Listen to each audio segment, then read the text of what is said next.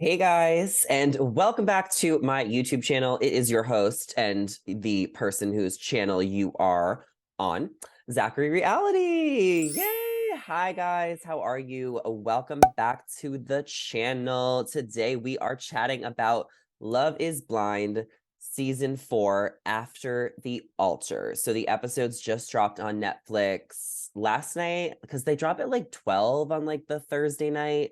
But I stayed in this Friday night and watched all 3 episodes. Yes, I stayed in. It's a little rainy in Los Angeles actually on this Friday night, but I did pack because I'm going to Palm Springs tomorrow with my gay best friend Jack. We're gonna go for the rest of the weekend because it's Labor Day weekend. So I was like, you know what? I'm gonna stay in, watch some Love is Blind After the Altar. And then I was like, obviously, I'm gonna have to come on here and talk about it. So welcome back to the channel. I know I said that 3 times, but you guys know the drill. Give this video a big thumbs up and subscribe if you have not subscribed already. And let's break it down. Let's get into it. So this was Love is Blind season 4 that aired earlier this year. There was a lot of drama that came from that season. The Micah and the Irina of it all, the Micah and Paul, the Jackie, Josh, and Marshall of it all, the Zack and Irina, the Zack and Bliss. Well, they are married, but there was just a lot of drama on season 4. So we're here a year later. This season was based in Seattle, but I feel like a lot of people also lived in Portland, Oregon. And, you know, there was some happily married couples from last season. So the beginning of the episode, because there was 3 episodes that dropped on Netflix. So the beginning of the first episode really focused on setting the tone for those 3 couples that are happy and that were coming together to celebrate their 1-year anniversaries. So we have Chelsea and Kwame, who are living together and they seem super in love. Chelsea also has become a casting director for Netflix. She's like casting new seasons. So that's just like a recent update I think I saw last week on Instagram. But her and Kwame are doing great. Chelsea's schedule is a little busy right now, so she has not been able to travel and see the world like she may want to with Kwame. And Kwame really sacrificed a lot to be with her, and Chelsea just kind of acknowledged that at the group dinner. And, you know, they also had another luncheon with Chelsea's family and Kwame's family to celebrate Chelsea's birthday, because this episode is all about Chelsea's birthday. Everyone is reuniting to play flag football because of Chelsea's birthday. So happy birthday, Chelsea. Our other happy couples are Brett and Tiffany, who moved to Portland, Oregon. Tiffany, you know, she didn't want to necessarily move because she has her walk and her routine that she always does in Seattle, but she moved for Brett's work. So they're living in Portland. They're super happy together. They've gone on lots of trips together. I think they said that they went to Colombia. So they're doing really well. And then we have Zack and Bliss, who had some sort of I don't know, I wasn't paying attention during this part. I know I'm like the recapper, but there was something going on with their animals, and they also were kind of talking about potentially having kids. Zack did not get too much airtime in this special, which I was kind of surprised by because I felt like he was such a character on the original series. But this season, the past 3 episodes of After the Altar, like Zack was just like very MIA. I feel like he just didn't have a lot of airtime. I thought maybe there would be a conversation between him and Irina, but I think that they solved it all at the reunion last year, so it just wasn't necessary. So those are our 3 happy couples: Brett and Tiffany, Zack and Bliss, Chelsea and Kwame.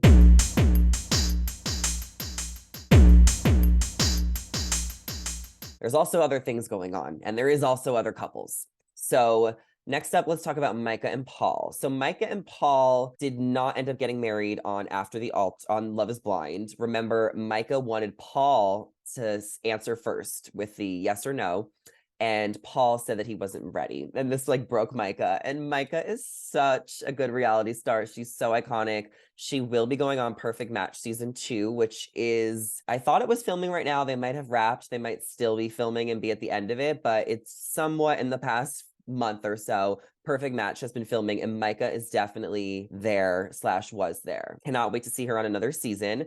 But she still has feelings for Paul. She does. And Paul kind of has started to talk to someone else, but Paul is not completely closing the door with Micah. And Micah is complaining to Paul's mom because Micah and Paul's mom went to lunch For what? Like, I guess they formed like a friendship on the show and like through Paul, and like I love that they have that bond, but I was just like a little confused. Why is Micah still best friends with her ex-boyfriend's mom that she almost got married to on a TV show?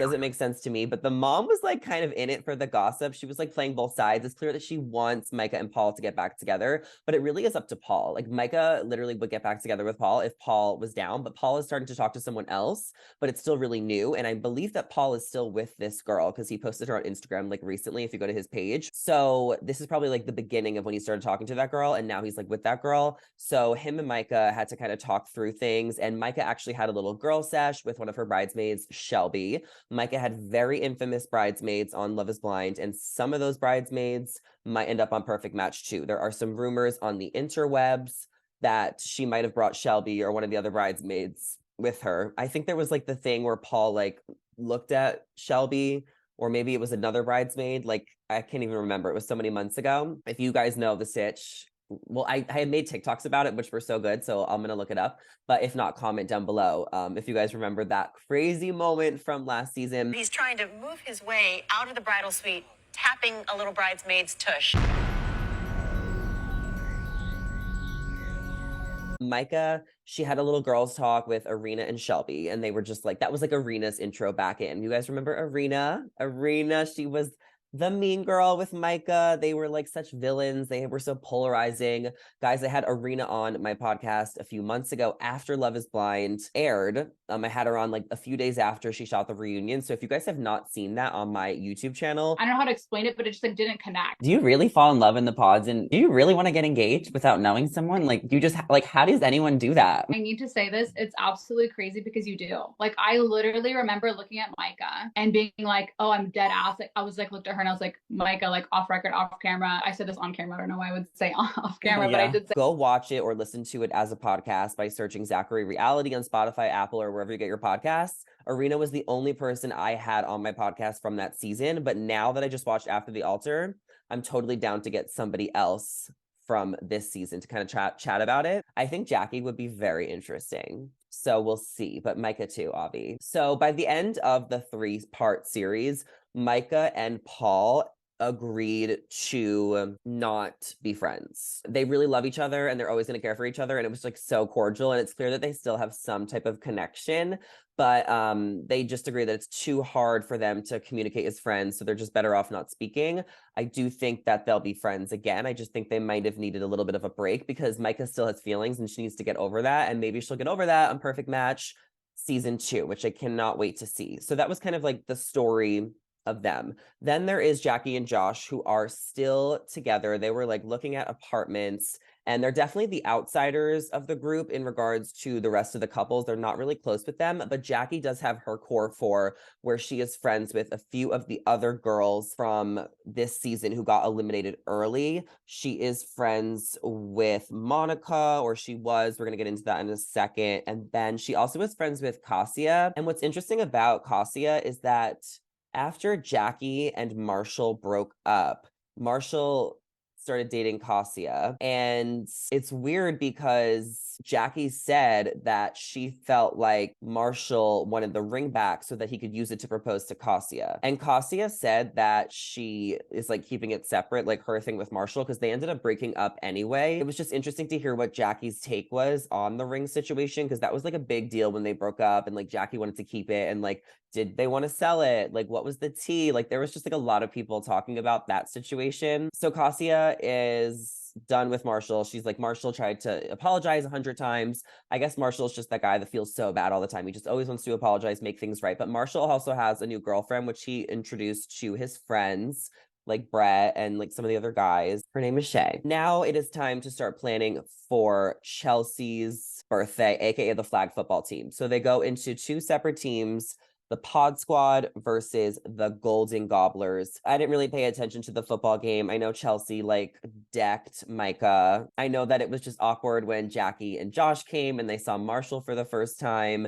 And there was just a few awkward interactions, but everyone just like kind of played the game and saved the drama for the party after. And this game was just a good way to get everyone together. There was like an activity. All the couples planned it, like Brett, Tiffany, Bliss, Zack, Chelsea, and Kwame. So those are like the stars of this series because they were the ones that got married. Crazy how like all these couples are still together, because on the last season, season 2, they all broke up.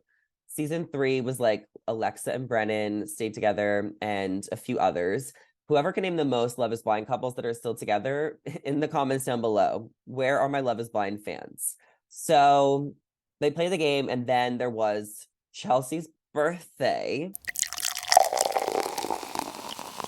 And this is where all the drama went down, because everybody had to kind of close out the storylines, make amends, and confront their exes. Now, I already told you guys what happened with Micah and Paul, a little out of order. But like I said, they agreed to not be friends right now. But Marshall also talked to Jackie. So Marshall pulled Jackie aside and they made up pretty much instantly. Marshall shared that he has a new girlfriend, which is from the town that I think Jackie's from. And Jackie said that she does not want ill will and that she is just like happy for him. So they hugged it out, and I was just like really happy for them because they did have such a toxic mess come like reunion time and that whole scandal. So I'm glad that they were able to make amends. It didn't seem like Marshall and Josh talked, but they didn't have to. Marshall was kind of trying to ignore Josh when Josh was talking shit at the end of the night because he was pissed about the Jackie and Monica situation to Chelsea. You could see that Marshall was just like looking at his phone, like, I don't want anything to do with this. He solved his drama. Also, I was really proud of Jackie. I felt like she did overcome the Marshall drama. She was put in so many situations. Like, Jackie had the most drama. It was just so exhausting for her. So Jackie ends up leaving at the end of the night. Oh my God, wait, spoiler alert. We have to talk about Monica. I think that's like all that happened. Amber also talked to Irina. Irina apologized to Amber because she was laughing at her after she left her conversation with Paul and she was devastated. So Irina had to apologize to Amber about her being a mean girl. We love you, Irina. She's just crazy. I love her. Okay, so Monica wanted to tell her experience, but Jackie thought she was telling it to the blogs. Monica calls Josh over to clear things up. Josh was pissed because of the comments and thought that she was clout chasing. Now Monica is calling Josh a child, and Jackie walks out and Josh goes to console her. So Monica basically is the girl that Josh got engaged to before Josh and Jackie got together, before Jackie and Marshall broke up. So I don't know, because I don't remember, but maybe it wasn't shown on the show that Josh and Monica got engaged because it wasn't relevant to the story. They ended up breaking up anyway, but maybe it was shown. I just don't remember. But Monica basically wanted to share her story on Instagram. So she shared the story about her getting engaged to Josh, and she shared her feelings, and she just wanted to tell her story because, you know, the show is finally airing. Josh saw that as clout chasing because he didn't see the reason why Monica had to mention that, because it would have just caused more drama online. And there was already enough drama between Josh, Jackie, and Marshall. So I think that's what Josh was trying to say and why he was frustrated. But Monica wanted to tell her story. And Josh thought that Monica was like talking to the blogs and potentially clout chasing and, you know, trying to cause drama to get like the most of the show. And Monica didn't see it that way. Monica wanted to tell her story, have her story be told. She still cares so much about Jackie, wants to be Jackie's friends. She didn't want to cause drama. She literally came to clear things up, and that's all she wanted. So it's kind of like they both have two different sides, and Jackie is dead in the middle because she wants to stick by her man. She also loves her friend. It also isn't necessarily have anything to do with her because it was their relationship, and it's just frustrating because Jackie had just solved her issues with Marshall, and now she has to solve her issues with her man's ex. So it was so messy. It didn't end up getting resolved. As I said, Jackie walked out, and then she just was exhausted and she left. I don't know where Jackie and Monica stand. I'm dying to know. But Josh just went back inside, vented to Chelsea, as I was saying. Marshall wanted nothing to do with it, and it just wasn't resolved. And then that party just kind of ended a little crazy. A few of these people might end up being on Perfect Match season 2. And then the end of the episode concluded with Brett and Tiffany going on vacation. Listen, Zack went to Europe. Chelsea and Kwame are just happy doing something. And Love is Blind 5 is coming soon. The next season of Love is Blind is dropping in the next few weeks. I'll definitely be covering it on my channel. So come over and subscribe down below. Let me know your thoughts on After the Altar. Those were my thoughts. It was a good watch.